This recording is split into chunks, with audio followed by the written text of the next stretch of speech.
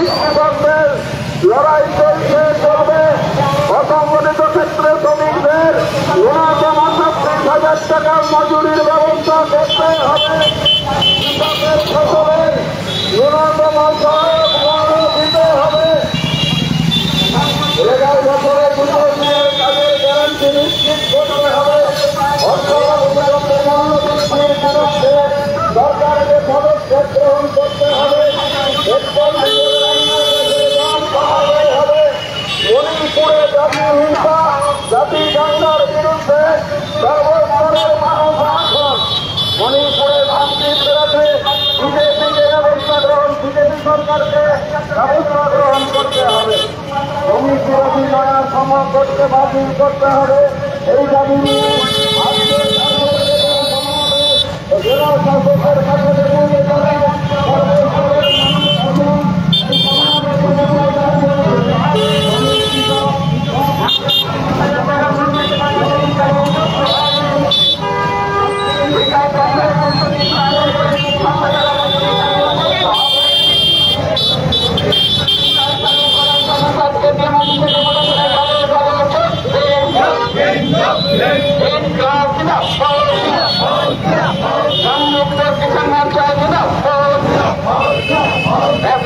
বছরের 100 দিনের কাজে 100 দিনের কাজকে 200 দিন করতে হবে।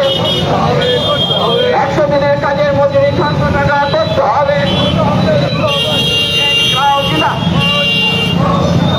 সংযুক্ত কিষাণ মোর্চা জিন্দাবাদ। ফসলের ন্যূনতম সহায়ক মূল্য আইনি স্বীকৃতি সহ কৃষকের বকেয়া দাবিগুলো নিষ্পত্তি করার দাবিতে ডিএমও কৃষককে প্রতিষ্ঠানের দলে দলে যোগ দেন। সব ফসলের সরকারের সংগ্রহ নিশ্চিত করতে হবে। ঋণের জাল থেকে মুক্তি দিতে আত্মহত্যা বন্ধ করতে কৃষকের ঋণ মুকুব করতে হবে। কিন্তু কৃষকের করমতি মাস লিটার বাতিল করতে হবে।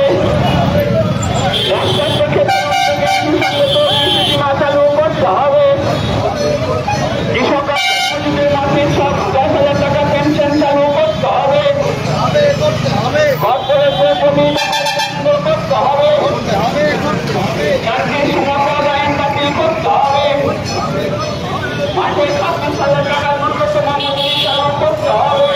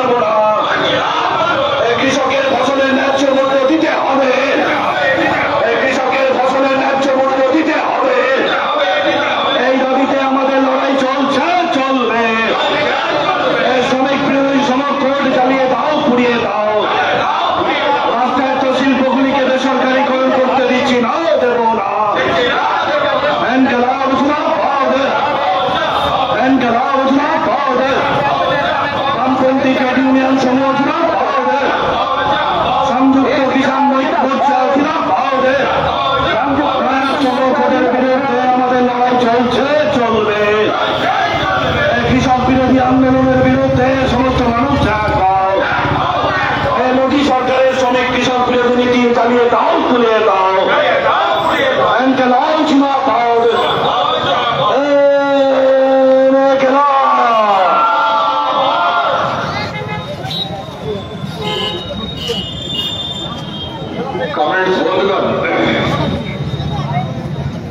আপনারা সকলেই জানেন যে গত 1 মাসের বেশি সময় ধরে গোটা দেশ জুড়ে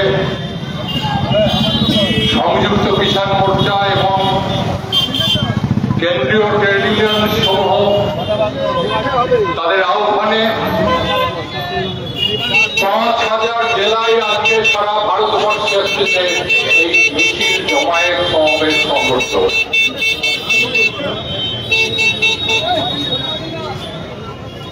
কেন্দ্র সরকার এবং রাজ্য সরকারের জনবিরোধী নীতিগুলো তার বিরুদ্ধে প্রতিবাদ ধ্বনিত করার জন্য এই মিছিল এবং জিএম ডেপুটেশন। মূল উদ্দেশ্য জিএম এর মাধ্যমে প্রধানমন্ত্রীর কাছে আমাদের ডেপুটেশনকে পাঠানো, তার দৃষ্টি আকর্ষণ করা। সারা দেশে এই হচ্ছে যে সংগ্রামের বার্তা তাতে পৌঁছে যাওয়ার জন্য যে সিদ্ধান্ত গ্রহণ করা হবে। আজকে এখানে একটা সভা হবে এবং এখান থেকে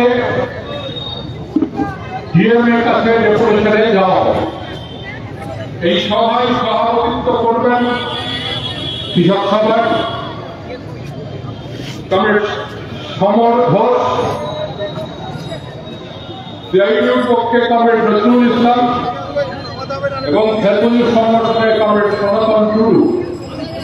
তারা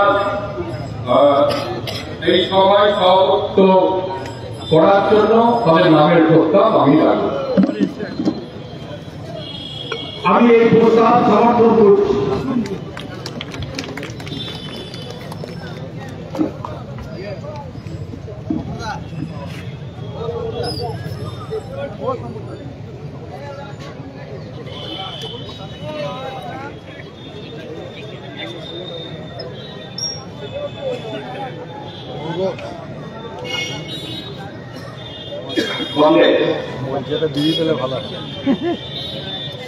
সংযুক্ত কিষাণ মোর্চা,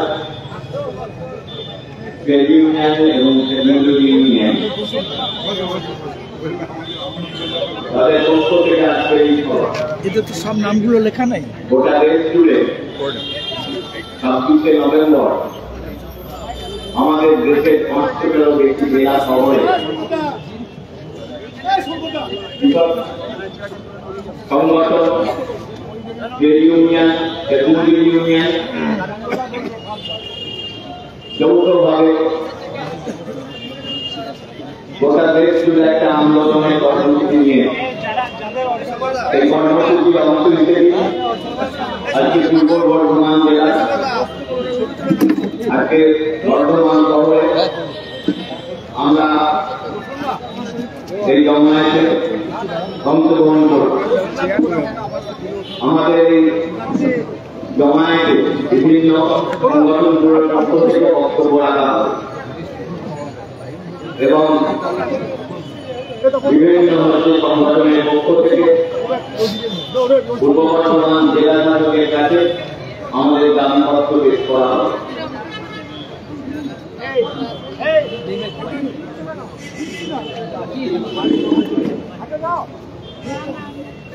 প্রথমেই আপনারা জানেন আজকে 26শে নভেম্বর 1949 সালে আজকের দিনে ভারতীয় সংবিধানের প্রস্তাবনা করে যে সংবিধান আজকে আক্রান্ত করার চেষ্টা করছে, পাল্টে দেওয়ার চেষ্টা করছে বিজেপির পক্ষ থেকে। সেই সংবিধানের রক্ষা করার দায়িত্ব আমাদের। তাই 1949 সালের 26শে নভেম্বর এই প্রস্তাবনা হয়েছিল, আর 50 সালের 26শে জানুয়ারি এই সংবিধান গ্রহণ করা হয়েছিল। আমি সংবিধানের যে প্রস্তাবনাটা সেটা আপনাদের সামনে আমরা ভারতের জনগণ ভারতকে একটি সার্বভৌম সমাজতান্ত্রিক ধর্মনিরপেক্ষ গণতান্ত্রিক সাধারণতন্ত্ররূপে গড়ে তুলতে এবং তার সকল নাগরিক জাতির সামাজিক অর্থনৈতিক ও রাজনৈতিক ন্যায়িকতা চিন্তা মত প্রকাশ বিশ্বাস ধর্ম উপাসনা স্বাধীনতা সামাজিক প্রতিষ্ঠা অর্জন ও সুযোগের ক্ষমতা প্রতিষ্ঠা এবং তাদের সকলের মর্যাদা এবং জাতীয় ঐক্য ও সংহতি সুনিশ্চিতকরণের মাধ্যমে তাদের মধ্যে যাতে ভ্রাতৃত্বের ভাব গড়ে ওঠে তার জন্য সত্যনিষ্ঠার সঙ্গে শপথ গ্রহণ করে আমাদের গণপরিষদে আজ 1949 সালের 26শে নভেম্বর এটার দ্বারা এই সংবিধান গ্রহণ বিধিবদ্ধ এবং নিজেদের অর্জন করছে। 50 সালের 26শে জানুয়ারি এই সংবিধানের বঙ্গবন্ধুকে সামনে রেখে সংবিধান গ্রহণ করা হয়। আমরা এই জন্যই বলতে চাইলাম কথাটা যে আজকে সংবিধানের বিপন্ন পৃথিবীতে যারা বসে আছে তারা সংবিধানের ধর্মনিরপেক্ষ কথাটাকে বাদ দিতে চাইছে, সমাজতান্ত্রিক কথাটা বাদ দিতে চাইছে এবং এই নিয়ে সুপ্রিম কোর্টে মামলা করেছে। যদিও সুপ্রিম কোর্ট এটাকে খারিজ করেছে, কিন্তু মনে রাখতে হবে কেন্দ্রের সরকারে যতদিন বিজেপি থাকবে ততদিন আমাদের সংবিধানের মর্মবস্তুকে বাঞ্চাল করার জন্য প্রতিনিয়ত তারা চেষ্টা করে যাচ্ছে। তাই সংবিধানের মর্মবস্তু আজকে আচরণ আমাদের জীবন জীবিকা লড়াইয়ের সাথে সাথে সংবিধান রক্ষা করার লড়াইটাও আমাদের একটা আন্দোলনের বিষয়। তাই আমাদের সামনে এই সংবিধান প্রস্তাবনাটা আমি রাখলাম। আজকে যে দাবির ভিত্তিতে আমাদের এই কর্মসূচি, সেই দাবিগুলো যেগুলো আমরা হচ্ছে জেলা শাসকের মাধ্যমে প্রধানমন্ত্রীর কাছে পাঠাবো, সেই দাবিগুলো আপনাদের সামনে এখন রাখবেন আমাদের বর্ধমান জেলার সিআইও সম্পাদক আমাদের কাগজ চট্টোপাধ্যায়।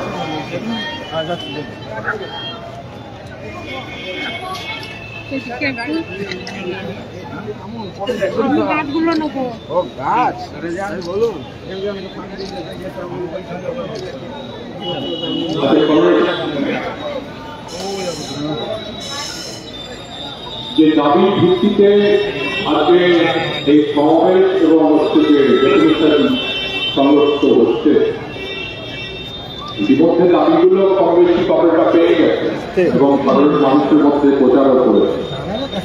তবু একবার এই সমাবেশে আমরা সেই দাবিগুলোকে পুনরায় উল্লেখ করি। এক, অত্যাবশ্যকীয় পণ্য সামগ্রী, খাদ্যদ্রব্য, ঔষধপত্র, পেট্রোপণ্য ইত্যাদি মূল্য অভিভাবকের নিয়ন্ত্রণে আনতে হবে এবং গণবন্টন ব্যবস্থাকে শক্তিশালী করতে হবে। সকলের জন্য শিক্ষা ও স্বাস্থ্যকে সুনিশ্চিত করতে হবে। দুই, ন্যূনতম সহায়ক মূল্য দিয়ে সকল ধরনের ফসল সরকারের পক্ষ থেকে কেনা নিশ্চিত করতে হবে। তিন, 4টি শ্রম আইন বাতিল করতে হবে, ঠিকাদারি প্রথা ও আউটসোর্সিং বন্ধ করতে হবে। 4, শ্রমিকদের ন্যূনতম মজুরি 25,000 টাকা ও 1,000 টাকা পেনশন চালু করতে হয়, 10,000 টাকা পেনশন চালু করতে হবে। সংগঠিত অসংগঠিত প্রকল্প শ্রমিক, চুক্তিভিত্তিক শ্রমিক এবং অবশ্যই কৃষিক্ষেত্র সামাজিক সুরক্ষা প্রকল্প প্রদান করতে হবে। কৃষক 5 নম্বর হচ্ছে কৃষক ও কৃষি শ্রমিকদের আত্মহত্যা ও খেলাপি ঋণের হাত থেকে মুক্ত করার জন্য ঋণ মুকুব করতে হয়। 6, সরকারি ক্ষেত্রে এবং সরকার অধিকৃত ক্ষেত্রে যেমন প্রতিরক্ষা, রেল, স্বাস্থ্য, শিক্ষা, বিদ্যুৎ ইত্যাদি ক্ষেত্রগুলো বেসরকারীকরণ করা যাবে না, স্মার্ট মিটার প্রতিস্থাপন করা যাবে না এবং কৃষি পাম্পে বিনা শুল্কে বিদ্যুৎ সরবরাহ করতে হবে। 300 ইউনিট করে বিদ্যুৎ বিনা শুল্কে গৃহস্থলী ও ক্ষুদ্র ব্যবসায়ীদের দিতে হবে। 7, ডিজিটাল এগ্রিকালচার মিশনের নামে মাল্টিন্যাশনালদের ICAR চুক্তি জাতীয় সহায়তা নীতি গ্রহণ করা চলবে না। 8, অবৈধ জমি অধিগ্রহণ করা চলবে না এবং 2013 সালে LARE আইন ও অরণ্য অধিকার আইন কার্যকরী করতে হবে। 9, তাদের সুনিশ্চয়তা এবং নিরাপত্তা দিতে হবে। 200 দিনের কাজ, 600 টাকা মজুরি রেখা প্রকল্পে চালু করতে হবে এবং বকেয়া মজুরি নিয়ে দিতে হবে। 9, কাজের নিশ্চয়তা ও নিরাপত্তা দিতে হবে। 10 হচ্ছে যে কৃষি ও পশুপালনের জন্য সরকারকে বীমা চালু করতে হবে। 11, সমাজে সাম্প্রদায়িক হানাহানি প্রতিরোধ কঠোর আইন প্রণয়ন করে তাকে হচ্ছে যে রূপায়ণ করতে হবে। দেশের ধর্মীয় সংবিধানে বর্ণিত বৌদ্ধবাদ ধর্মনিরপেক্ষতা গণতন্ত্রকে রক্ষা করতে হবে। 12, মহিলা ও শিশুদের ওপর আক্রমণ প্রতিরোধ করতে হবে এবং ফাস্ট বিচারাধীন ব্যবস্থায় দ্রুত ফয়সালা করতে হবে। সমাজের প্রান্তিক অংশ বিশেষত দলিত, আদিবাসী এবং সংখ্যালঘু অংশের বিরুদ্ধে নিপীড়ন এবং সম্প্রদায়গত সংঘর্ষ বন্ধ করতে হবে। এই 12 দফা দাবি, এই দাবিকে সামনে রেখে আজকের সমাবেশ এবং একইভাবে একটি ডেপুটেশন সংগঠিত হবে।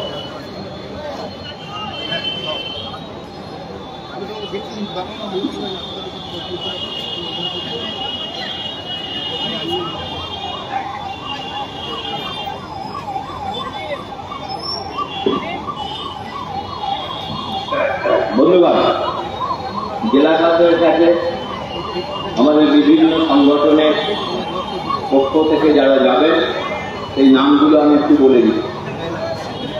সারা ভারত কৃষক সভার পক্ষে comrade Sukul Sikdar, CI2 comrade Tapas Chatterjee, মজুর ইউনিয়নের সাইদুল হক, CPI ML এর পক্ষে আনসারুল মোল্লা।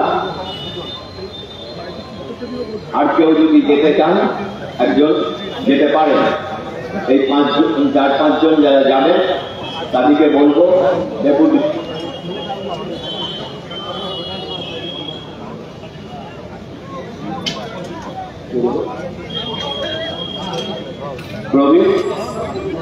প্রবীর ঘোষাল সারা ভারত কৃষক সভার পক্ষে এই 5 জন তারা জেলা শাসকের কাছে চলে যায়।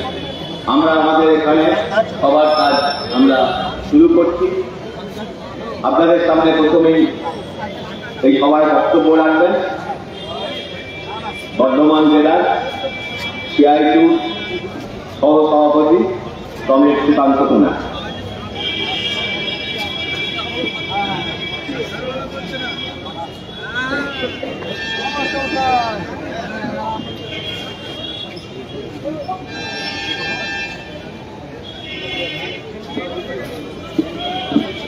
সাথী সভাপতি মন্ডলী, উপস্থিত নেতৃত্ব এবং বন্ধুগণ, গ্রামে মাঠে ধান কাটা চলছে, আলু বসানোর কাজও চলছে, কিন্তু সর্বভারতীয় কর্মসূচি, তাই তারিখ পরিবর্তনের কোনো সুযোগ নেই। এই দিনে এইরকম অসুবিধের মধ্যে, কষ্টের মধ্যে যারা এসেছেন, আমি CI2-র পক্ষ থেকে আপনাদের লাভ সালাম জানাচ্ছি, অভিনন্দন জানাচ্ছি যে এইরকম অসুবিধার মধ্যে আসার জন্য। আমরা জানি গ্রামে এখন শ্রমিকের, লেবারের, ক্ষেতমজুরের সংকট চলছে। পশ্চিমবাংলার 13 বছরের তৃণমূলের রাজত্বে এমন উন্নয়নের জোয়ার বইছে যে গ্রাম বাংলা ফাঁকা করে তরুণ যুবকেরা দলে দলে রাজ্যের বাইরে কাজ করতে যেতে বাধ্য হচ্ছে। ফলে গ্রামে এখন শ্রমিকের অভাব, এইরকম একটা উন্নয়নের জোয়ারের ফলে অসুবিধার মধ্যে আমাদের কাজ করতে হচ্ছে। দাবি এখানে বলা হয়েছে, সে দাবির বিস্তৃত আলোচনায় আমি যাচ্ছি না। আমরা জানি যে আজকে স্বাধীনতার 77 বছর পূর্ণ হয়ে গেছে।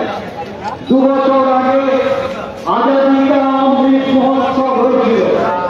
সমুদ্র মন্থনে অমৃত উঠেছিল, বিষও উঠেছিল। অমৃত পান করেছিলেন দেবতারা, বিষ পান করেছিলেন মহাদেব। আর আমাদের দেশে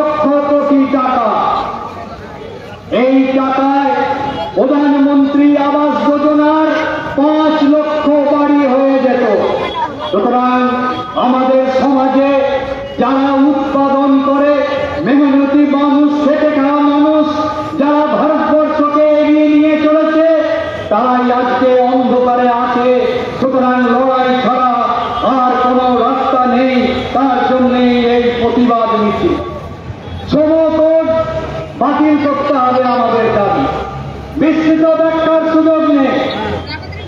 বিজেপি সরকার তারা বলছেন যে যুগ যুগ ধরে শ্রমিকরা লড়াই করে যে অধিকার অর্জন করেছে, তার ইউনিয়ন করার অধিকার, তার মজুরি বৃদ্ধি করার অধিকার, তার পিএফ এর অধিকার, তার বোনাসের অধিকার, এই সমস্ত অধিকার কেড়ে নেওয়া হবে সমকোণের মাধ্যমে। আমরা তার বিরুদ্ধে এই সমকোণ বাতিলের জন্য আমরা লড়াই করছি। আজকে শ্রমিকদের কৃতদাসে তারা পরিণত করতে চাইছে। আমাদের জেলায় আমরা কি দেখছি? লাইফস্টাইল ইউনিয়ন শ্রমিকদের প্রতিনিধিত্ব করে মালিকদের কাছে দাবিপত্র দিয়েছে। তৃণমূলের গুন্ডা, তৃণমূলের প্রশাসনের অধ্যক্ষে মালিকরা বসছে না, বিভিন্ন জায়গায় ইউনিয়ন করতে দিচ্ছে না। আমরা শুধু এইটুকুই বলতে চাই, এই 4 দিন নেই रहेगा, এই দিন থাকবে না। শ্রমিকরা একদিন বিদ্রোহ করবে, লড়াই করবে। সুতরাং সাবধান, মনে করবেন না আজকের এই ভয়ে যে জড়সড় হয়ে আছে এটা চিরকাল চলবে। আমাদের দাবি যে গণবন্টন ব্যবস্থাকে জোরদার করতে হবে, রেশন ব্যবস্থাকে জোরদার করতে হবে, 14টা নিত্য প্রয়োজনীয় জিনিস রেশনে দিতে হবে। আমরা কি দেখছি? এই বিজেপি সরকার মুখে হিন্দুত্বের কথা বলে, কিন্তু তারা গত 3 বছরে 60,000 কোটি টাকা খাদ্যে ভর্তুকি কমিয়ে নিয়েছে। আর এই টাকা ভর্তুকি দিচ্ছে ধনীদের জন্য। জিনিসের দাম কমাতে হবে। তাই আমাদের দাবি যে খাদ্য ব্যবস্থাকে জোরদার করতে হবে, রেশন ব্যবস্থাকে জোরদার করতে হবে, 14টা নিত্য প্রয়োজনীয় জিনিস রেশনে সরবরাহ করতে হবে। আমরা দাবি করছি, কৃষক আত্মহত্যা করছি, কৃষক নেতারা বলবেন। সুতরাং কৃষি ব্যবস্থাকে আজকে ধ্বংস করা হচ্ছে। গ্রামে কি চলছে? ডিএপি পাওয়া যাচ্ছে না, কত দাম বাড়তি? 300 থেকে 400 টাকা। তারপর এমন জিনিস তার সঙ্গে ট্যাগ করা হচ্ছে যেটা কোনো কাজে লাগবে না, কিন্তু সরকার ঘুমিয়ে আছে। না, ঘুমিয়ে নেই, সরকার এখান থেকে কমিশন খাচ্ছে। ওই 300-400 টাকা থেকে সরকার কমিশন খাচ্ছেন। কেন আজকে ডিএপি কম? মনে নেই? আমার দেশের সার কারখানাগুলোকে বন্ধ করে দেওয়া হলো। আমরা মন্ত্রীরা বলেছিলাম বিদেশের উপর নির্ভরশীল করবেন না। আজকে বিদেশের উপর নির্ভরশীল। গত বছরে যা ডিএপি এসেছিল, এবারে তার অর্ধেক বিদেশ থেকে আমদানি করা হয়েছে। তখন যুক্তি দেওয়া হয়েছিল বিদেশে সারের দাম কম, দেশে খরচা বেশি, বিদেশ থেকে আনো। আজকে সেই সারের দাম তারা 3 গুণ করে দিয়েছে, ফলে অনেক বেশি দাম নিয়ে আজকে আনতে বাধ্য হচ্ছি। সরকার আজকে আমদানি কমিয়ে দিচ্ছে, কৃষকের জমিতে সার পৌঁছচ্ছে না, ব্ল্যাকে কিনতে হচ্ছে। তাই আমরা দাবি করছি ন্যায্য মূল্যে সারের ব্যবস্থা করতে হবে, ন্যূনতম মজুরি দিতে হবে। তাছাড়ার মতো আমাদের দেশে যারা উৎপাদন করে, পুঁজিবাদী সমাজ তাদের গরু ছাগলের মতো মনে করে, তারা মানুষ বলে মনে করে না। আমরা মানুষের স্বীকৃতি চাই, উপযুক্ত খাদ্য চাই, উপযুক্ত শিক্ষা চাই, উপযুক্ত স্বাস্থ্য চাই। এই দাবি আজকে শ্রমিকদের পেতে হবে। সুতরাং আমরা সরকারি শিক্ষা স্বাস্থ্য ব্যবস্থা লাটে উঠছে, বেসরকারীকরণ করা হচ্ছে। আমরা দাবি করছি সরকারি শিক্ষা এবং স্বাস্থ্য ব্যবস্থাকে ভালো করতে হবে, মেয়েদের নিরাপত্তা নিশ্চিত করতে হবে। আমি শেষ করব, আজকে সংকট তীব্র। যারা উৎপাদন করে আত্মহত্যা করছে, আত্মহত্যা রাস্তা নয়, রাস্তা লড়াই। সুতরাং কি তাদের রাস্তা? একদিকে গণতন্ত্র কেড়ে নিচ্ছে, তৃণমূল কংগ্রেস সংবিধানে ভোটের অধিকার দিয়েছিল, সে ভোটের অধিকারও নেই। আপনারা জিতছেন, কিভাবে জিতছে সবাই জানে। 365 দিন গ্রামের গরিব মানুষের উপর ভয়ঙ্কর নির্যাতন, আক্রমণ, হুমকি, এটা কেড়ে নেব ওটা কেড়ে নেব এই বলে আপনারা মানুষকে সন্ত্রস্ত করে জিতছেন। কেন্দ্রের বিজেপি সরকারও তাই করছে। একদিকে গণতন্ত্র কারা, আর একদিকে সাম্প্রদায়িক বিভাজন, হিন্দু মুসলিম বিভাজন। কি বলছে বিজেপি? আমরা হিন্দুদের পার্টি। কোন হিন্দুর পার্টি? রাইস মিলের মালিক হিন্দু, রাইস মিলের শ্রমিকও হিন্দু। কোন হিন্দু? রিক্সাওয়ালা হিন্দু, আমার শহরের সবচেয়ে ধনী তিনিও হিন্দু। বিজেপি কোটিপতি পুঁজিপতিদের পার্টি। এই চলছে পাশের দেশ বাংলাদেশ, সেখানে সংখ্যালঘু মানুষ তারা হিন্দু, তাদের উপর আক্রমণ চলছে, ধর্মস্থানে আক্রমণ চলছে। কেন? যাতে বিজেপির হাত শক্তিশালী হয়। এখানেও বিজেপি সেটাকে ব্যবহার করছে, ব্যবহার করে বলছে বাংলাদেশে হিন্দুদের উপর আক্রমণ হচ্ছে, এসো আমরা এখানে হিন্দুরা এক হই। মানুষের ঐক্যকে ভাঙন ধরানোর জন্য তারা এই কাজ করছে। আর দুটোর মধ্যে কি মিল দেখেছেন? বিজেপি বলছে ভারতবর্ষের সংবিধানে ধর্ম নিরপেক্ষতা এবং সমাজতন্ত্র রাখা যাবে না। আর বাংলাদেশের মুসলিম মৌলবাদীরা বলছে ওদেশের সংবিধানেও ধর্ম নিরপেক্ষতা সমাজতন্ত্র রাখা যাবে না। কি মিল! এরা একে অপরের বন্ধু। শ্রমিক কৃষককে ভাগ করার জন্য তারা এই কাজ করছে। সীতাহরণ জানেন, টিভির দৌলতে প্রচার হয়েছে। রাবণ তিনি সীতাহরণ করতে এসেছিলেন ভিখারির বেশে, ভিক্ষা চেয়েছিলেন। সুতরাং বিজেপি কোটিপতিদের পার্টি, কিন্তু তার বেশ, তার মুখোশ, সে মুখোশ হচ্ছে হিন্দুত্বের। এই মুখোশ খসে পড়ছে, মানুষ আক্রান্ত হচ্ছে অর্থনৈতিকভাবে। সুতরাং রামায়ণের সীতাহরণ মনে রাখবেন।